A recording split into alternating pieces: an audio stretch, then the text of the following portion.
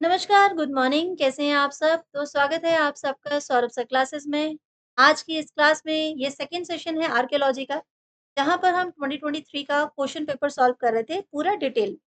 सारे महत्वपूर्ण क्वेश्चन हम समझेंगे और विस्तार से समझेंगे और बहुत सारे ऐसे क्वेश्चन मैं आपके साथ डिस्कस करूँगी जो रिपीट आते हैं। तो यदि आप इस एग्ज़ामिनेशन की तैयारी कर रहे हैं और जून 2025 में एग्ज़ाम क्रैक करना चाहते हैं, तो ये वीडियो आपके लिए है। तो चलिए फटाफट से स्टार्ट करते हैं आज की क्लास।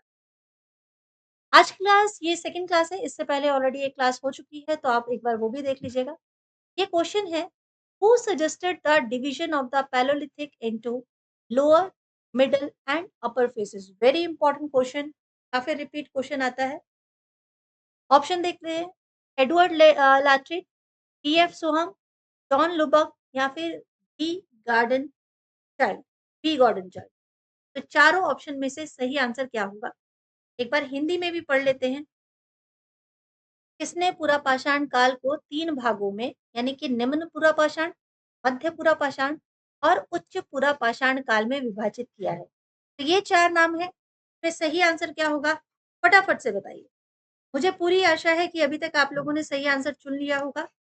टी गॉर्डन चाइल्ड बिल्कुल मत चुन लीजिएगा, ठीक है? इसका सही आंसर होगा एडवर्ड लारटिट, ठीक है? ये ये कह सकते हैं कि ये जो डिवीज़न हुआ पूरा स्टडी के लिए पैलियोलिथिक पीरियड का, ये इन्होंने किया और ये जो क्लासिफिकेशन सिस्टम था, ये एक फंडामेंटल एडवांसमेंट था, ठीक है? क्योंकि आर्कियोलॉजिकल मेथोडोलॉजी को एक सही रूप देने के लिए और ईज़ी मतलब स्मूथ जो है स्टडी हो सके, इसीलिए उन्होंने क्या किया कि पैलियोलिथिक टाइम पीरियड को 3 अलग-अलग फेज़ में डाल दिया। और इसको मोर सिस्टमैटिक कर दिया, क्रोनोलॉजी समझने के लिए आसान कर दिया ताकि अर्ली ह्यूमन बीइंग का जो क्रोनोलॉजी था, वो ईज़िली समझ में आए, ठीक है? और इससे होगा क्या, कि ये जो मेथोडोलॉजी से मदद होगी, उससे ज़्यादा से ज़्यादा नॉलेज मिल पाई। तो लाटरेट का ये जो वर्क था, इससे जो फ्यूचर में आर्कियोलॉजिकल स्टडीज़ होने वाली थी, उससे ग्राउंड वर्क भी मिला। आज की डेट में हम लोगों को स्टडी करने में आज भी आसानी होती है।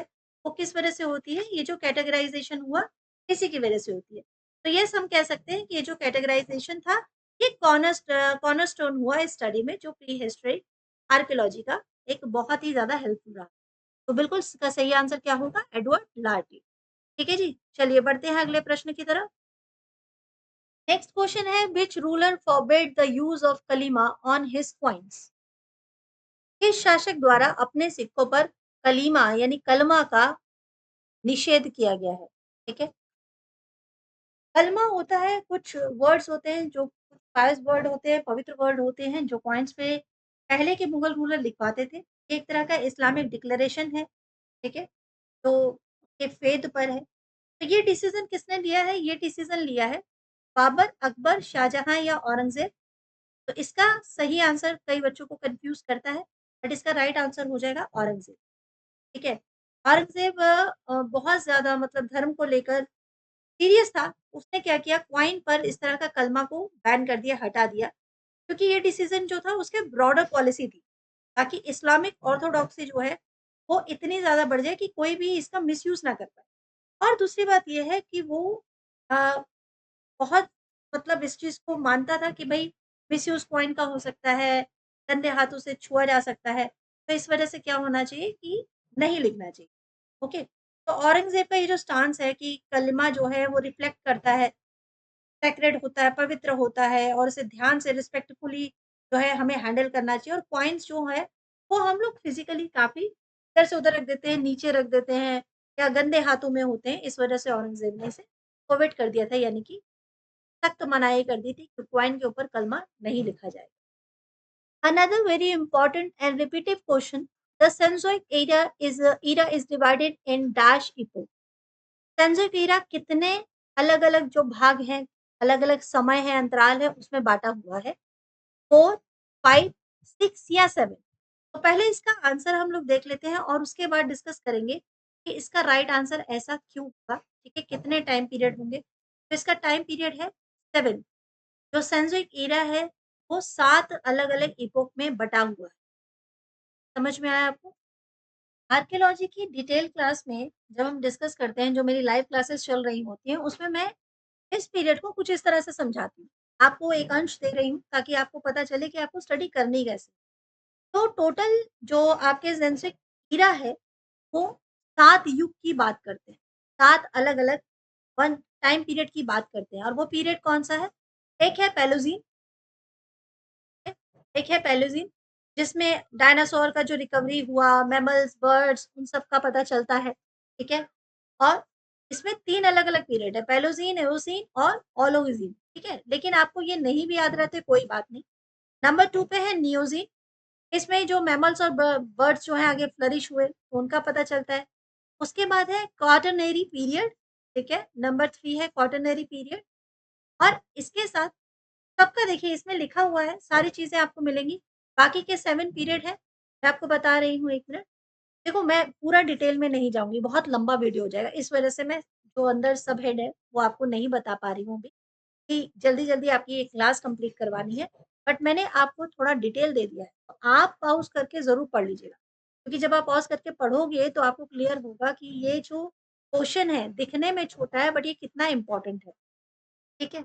तो 3 भागों में जो बँटा है अगर आप इन सब की काउंटिंग करेंगे तो कितने अलग-अलग ये हो गए हैं, ये 7 टोटल आपके पास मिल जाएँगे, ठीक है? 3 आपके सबसे पहले पढ़े पैलेओज़ीन ईरा में और आपके नियोज़ीन में 2 और नीचे आपका जब 3rd टाइम पीरियड आया क्वाटरनरी उसमें भी आपके 2 यानी टोटल 7 जो क्लासिफिकेशन हुआ है, 7 जो युग हैं उसमें डिवाइड किए गए हैं। तो आपको इसका आंसर पता होना ठीक है, क्लियर हुआ आपको?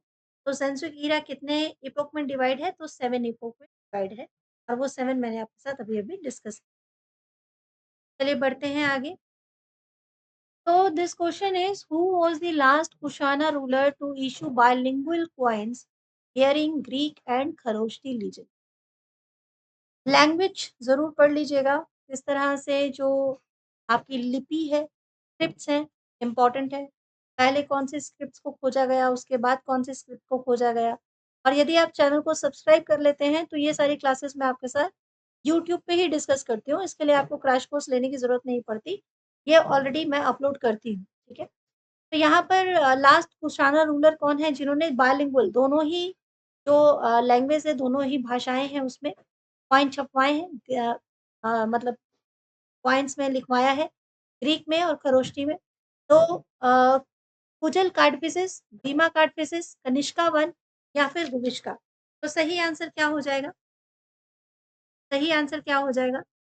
ये बहुत इम्पोर्टेंट डायनेस्टी है कुशाना रूलर की, इसको आप सेपरेटली ज़रूर पढ़ लीजिएगा। कुशाना रूलर्स कौन है? सबसे पहले कौन आया? ठीक है? इसके लिए भी सेपरेट क्लासेस होती हैं, तो ज़रूर एक बार देखिएगा। तो यहाँ पे फिलहाल आंसर होगा बीमा कार्डफिसेस। बीमा काडफ़िसेस जो हैं वो लास्ट कुशाना रूलर है, ठीक है? क्या आप मुझे बता सकते हैं फाउंडर कौन थे? क्या आप मुझे बता सकते हैं कुशाना रूलर के फाउंडर कौन थे? और वो इम्पोर्टेंट रूलर कौन है जो कुशाना डायनेस्टी से रिलेट करते हैं? ठीक है, बिल्कुल कनिष्का आप बताएँगे कनिष्का बहुत इम्पोर्टेंट रूलर है और काफ़ी फेमस रूलर भी है कुषाण रूलर के। तो फिलहाल बीमा काडफ़िसेस जो हैं वो लास्ट कुशाना रूलर थे जिन्होंने बाइलिंगुअल कॉइन में दोनों तरफ मतलब लीजेंड्स लिखवाए हैं खरोष्टी में भी और ग्रीक में भी।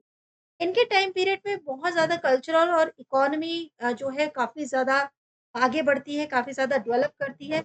इसका रिफ्लेक्शन हमें कहाँ मिलता है? डिफरेंट जो लिंग्विस्टिक और कल्चरल इन्फ्लुएंसेस हुए उसमें।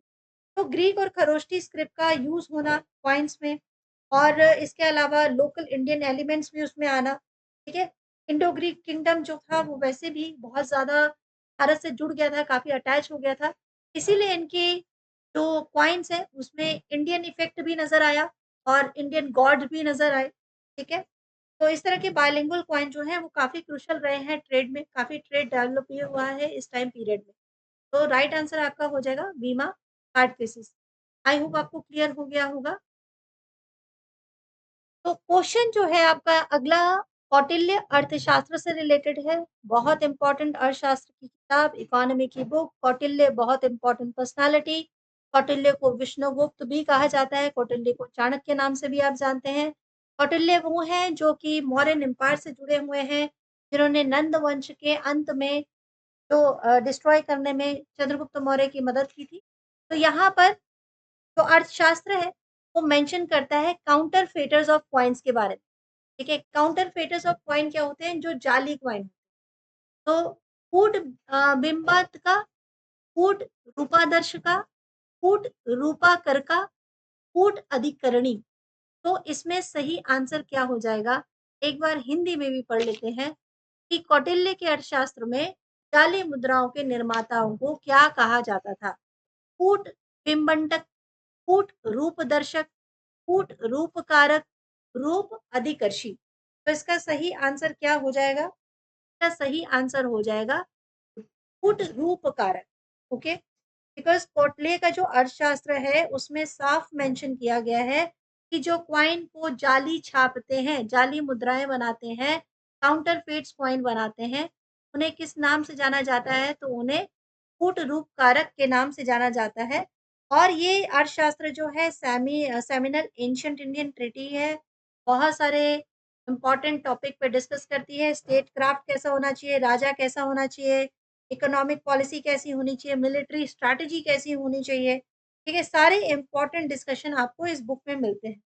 और ये जो टर्म है, ये जो कूट रूपा कर का टर्म है, इसका मतलब क्या होता है? तो अगर मैं इसका संस्कृत में मतलब एक ट्रांसलेशन अगर पढ़े तो इसका मतलब होता है जाली, जाली निर्माता। ठीक है, जाली कॉइन बनाने वाला कहते हैं। और इसीलिए हाईलाइट किया गया है कि भाई जो कौटिल्य के अर्थशास्त्र है उसमें से बहुत ही निषेध माना गया है, निषिद्ध माना गया है और इसके लिए भी सजा थी। तो स्टेट के गवर्नेंस के लिए कोई भी इस तरह की जाल साजिश से बचने के लिए ही कौटिल्य के अर्थशास्त्र में काफी इंपॉर्टेंट चीजें मेंशन की। आई होप अब आपको क्लियर हो गया होगा। ठीक है, तो इसी तरह से हम अपने पेपर को डिस्कस करते रहेंगे और इसके नेक्स्ट वीडियो में मैं कुछ और इम्पोर्टेंट क्वेश्चन आपके साथ डिस्कस करने वाली हूँ।